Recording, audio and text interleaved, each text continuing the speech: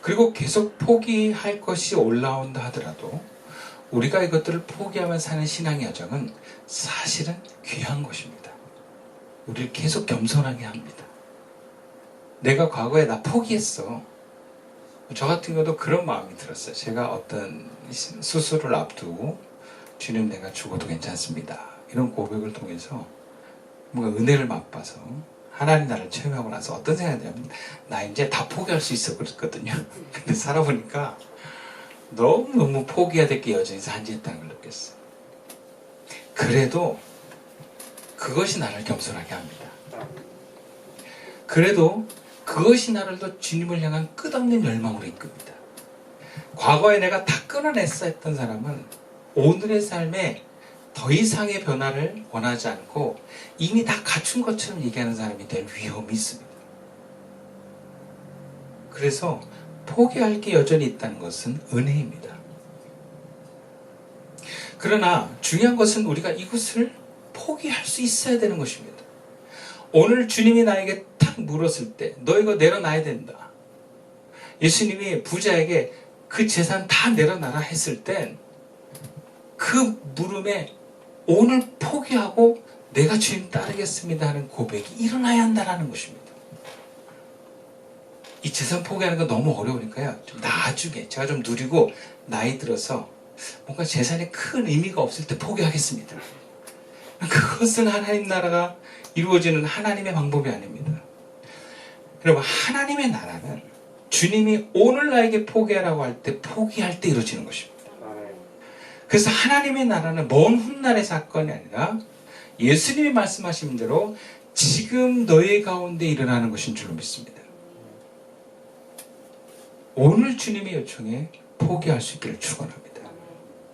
자, 그렇다면 우리가 어떻게 하면 그 하나님 나라의 구원을 위해서 오늘 그 주님의 요청에 내가 포기할 수 있을까? 오늘 보면 24절부터 27절까지를 우리 한번 교독해 봅시다. 예수께서 그를 보시고 이르시되 재물이 있는 자는 하나님의 나라에 들어가기가 얼마나 어려운지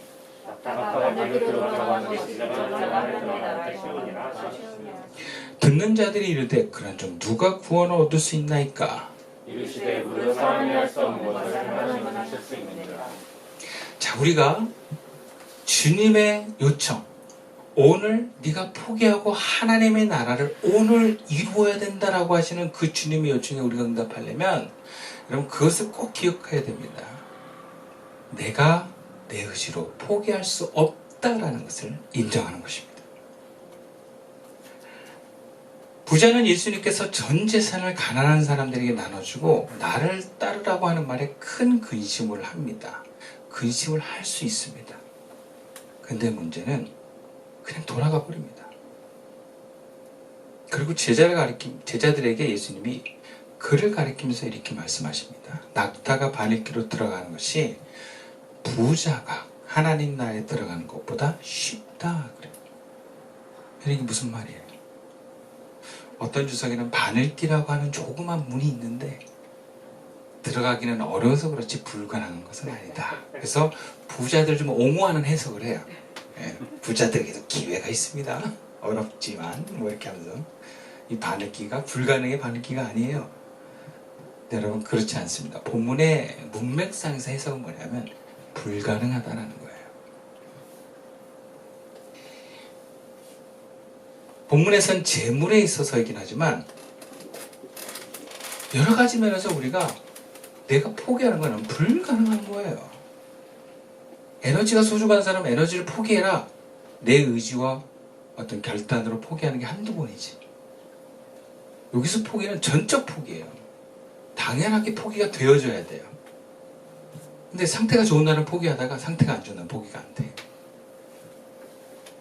그러면 포기가 되는 것도 사실은 내 의의가 아니에요. 은혜가 될 때 포기가 되는 거예요.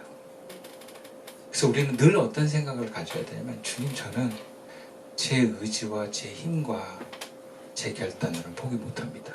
그걸 인정해야 돼요.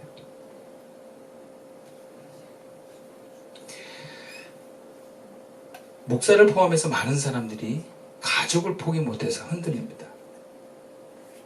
가족이 손해를 보거나 가족의 유익에 그 가족을 떼어놓는 것에 죽을 것 같은 사람들이 있습니다. 주님의 뜻을 따라 선택하면 버려질 것에 대한 두려움이 있는 사람은 하나님 나라에 못 들어갑니다. 그 어둠의 영이라는 게 여러분 기가 막히게 우리의 연약함을 알아요. 그래서 하나님 나라에 은혜 받으러 갈 때, 하나님 나라 이루어지려고 할 때 그걸 딱 들이냅니다. 너 이래도 하면서. 그걸 못 이겨요. 여보 사랑에 이게 평안한 가정에는 굉장히 중요하지만 이것 때문에 하나님 나라 못 들어갈 수 있어요. 이것은 심각한 부르심만 해당되는 것이 아닙니다. 일상에서 하나님 나라를 누리고 펼쳐야 될 우리들이 나도 모르게 몸 때문에, 가족 때문에, 돈 때문에 그 순간, 그 오늘, 그날의 하나님 나라를 놓치고 삽니다. 분명한 것은 예수님도 그걸 아신다는 거. 그래서 우리가 할 수 없다는 걸 말씀하시는 거예요. 근데 여기에 복음이 있습니다. 본문 27절 말씀 다 같이 한번 다시 읽어봅시다. 시작. 이르시되 무릇 사람이 할 수 없는 것을 하나님은 하실 수 있느니라. 여러분, 우리는 할 수 없지만 하나님은 하시는 줄로 믿습니다. 아멘. 여러분 여기서 왜 전적으로 내가 할 수 없다고 인정하면 하는 게 중요하냐면 내가 할 수 없다고 인정할 때 하나님이 하실 수 있기 때문에 그렇습니다. 가끔 가다가 제가 아이들하고 뭔가 이렇게 하다가 아이들이 뭔가를 요청을 안 되는 게 있을 때가 있어요. 그러면 얘가 보니까 안 될 것 같아. 근데 제가 그거 도와주려고 할 때 얘가 아빠 가만히 있어봐. 내가 해볼게. 그러거든요. 그러면 제가 할 수 있어도 애가 그걸 붙들고 난 제가 도와줄 수가 없어요.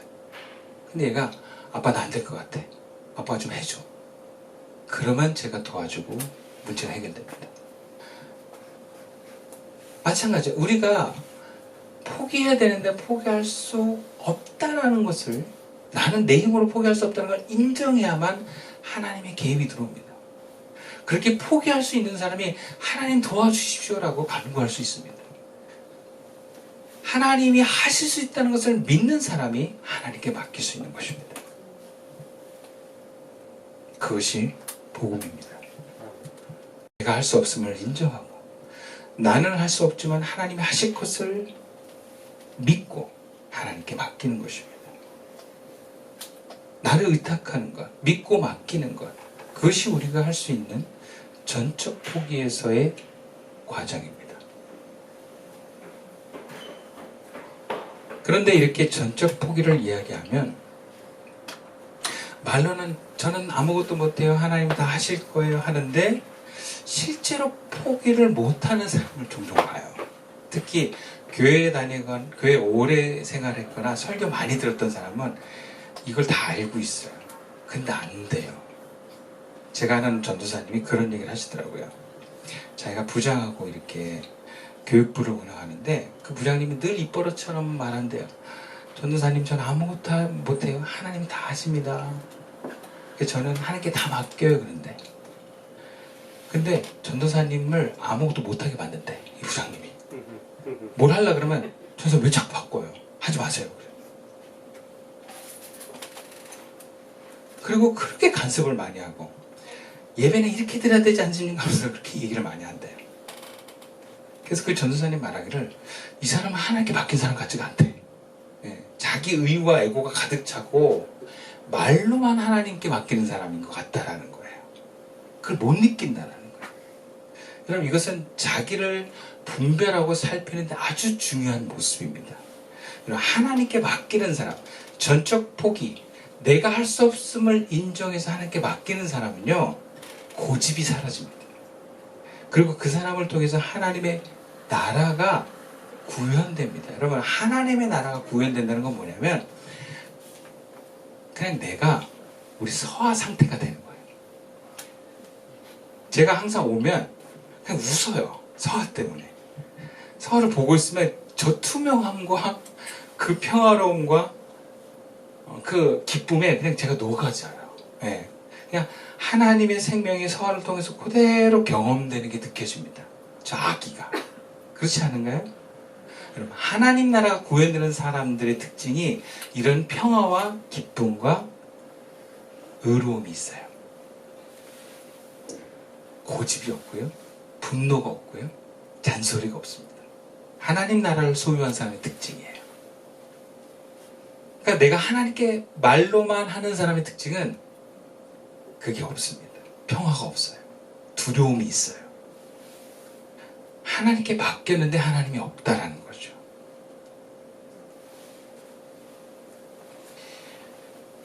우리는 이것을 분별할 수 있어야 됩니다. 근데 가장 구체적으로 분별을 하기 위해서 우리가 바라봐야 되는 것이 내 자신의 내면을 아주 주의 깊게 살펴보는 것입니다. 의식과 나를 동일시하면 안 돼요. 여러분, 우리가 의식이 내 본 모습인 줄 자꾸 착각해요. 이거 뭐 어떤 거냐면, 나는 하나님께 다 맡긴 사람이야. 나는 다 포기하고 예수님만을 의존하는 사람이야 라고 하는 의식을 갖고 있다고 해서 실제 그렇게 살고 있는 건 다른 문제라는 거예요.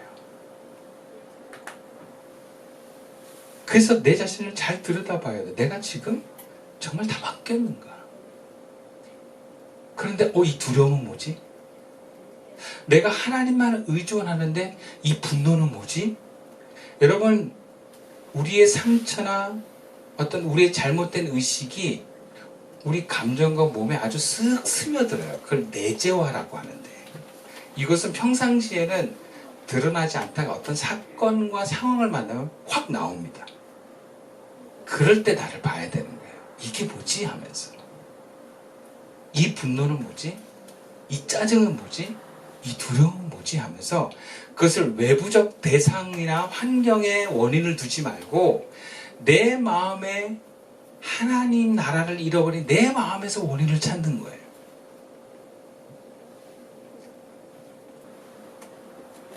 두 번째로, 내가 포기하면서 나를 할 수 없다는 사람, 그것은 어떤 방향으로 내가 향하고 있는가를 살펴보는 것입니다. 이것이 분별의 포인트예요. 나는 할 수 없다면서 하나님께 맡긴다고 하지만 우리는 크게 두 가지 방향을 갖습니다. 첫 번째 방향은 나는 할 수 없으니까 나 이대로 내버려 두세요 하는 방향이 있어요. 이것은 애착과 우상을 떼어내기를 거부하는 겁니다. 지금 거부하는 거예요. 그러면서 이렇게 얘기합니다. 나중에 떨어질 겁니다. 아니, 나중에 제가 떨어낼 겁니다. 근데 지금은 아니에요 라고 얘기한 사람. 본문에도 부자가 예수님의 전 재산을 포기를 요청받았을 때 영생의 열망이 있다고 얘기를 했어요.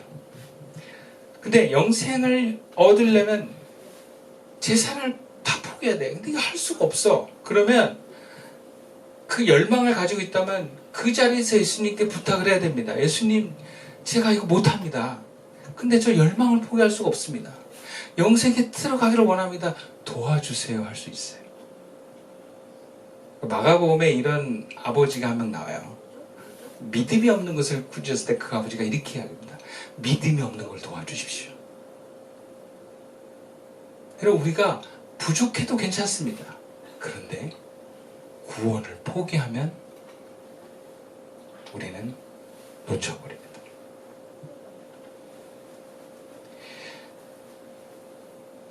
나를 내려놓고 전적으로 포기할 수 있는 사람은 열망이 있습니다. 영생의 열망이 있습니다. 하나님 나라의 열망이 있습니다. 오늘 그 나라를 빼앗기고 싶지 않은 열망이 있습니다. 하나님 도와주십시오. 하나님, 내가 지금 내 힘으로 이걸 이겨낼 수가 없는데 하나님 도와주십시오. 그 자리에서 부탁합니다. 하나님께 긍휼을 구합니다.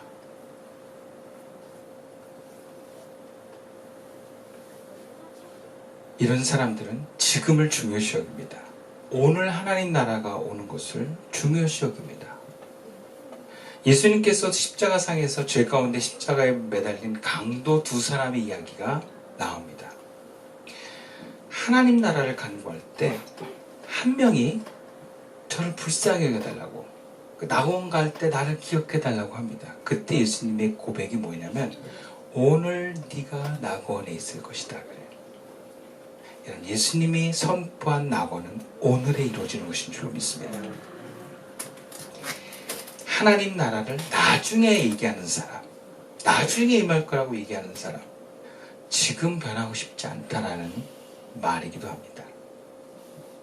물론 지금 하나님 나라가 내가 회복되어도 내일, 아니 조금 있다가 다시 돌아갈 수도 있어요. 근데 괜찮습니다.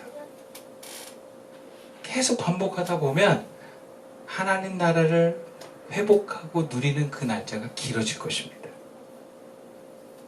바울도 다메섹 도상에서 예수님을 만나고 금방 예수님처럼 바로 된 게 아니에요. 굉장히 오랜 세월을 왔다 갔다 하면서 그렇게 처음에는 예수 믿고 복음을 전하다가 화도 내고 혈기로 부렸던 바울이 나중에는 그것도 다 내려놓고 정말 예수님 같은 모습으로 변해갑니다. 평생에 그렇게 우리는 붙였다 떨어졌다를 반복하며 날마다 죽음을 반복하면서 예수님을 닮아가는 것인 줄로 믿습니다. 그럼 그의 나라를 오늘 빼앗기지 않고 누리시는 저와 여러분 되기를 축원합니다. 말씀을 마치겠습니다. 예수님께서는 하나님의 나라를 우리 모두가 누리기를 빼앗기지 않기를 원하십니다. 근데 그 하나님의 나라는 항상 침략을 받습니다. 내가 애착하고 의존하는 대상들에 의해서 그렇게 자꾸 뺏깁니다. 주일날 교회 가서 예배 드리고 왔다가 한번 열받는 걸로 폭발하면서 하나님 나라를 뺏깁니다. 네, 빼앗긴 상태로 살지 않기를 축원합니다. 인생의 진정한 행복은 하나님 나라 안에서 누릴 때 우리에게 경험되는 줄로 믿습니다. 그 하나님의 나라를 오늘 회복하고 누리시고 또 그것을 흘려보낼 수는 저와 여러분 될 수 있기를 주님의 이름으로 축원드리겠습니다. 기도드리겠습니다.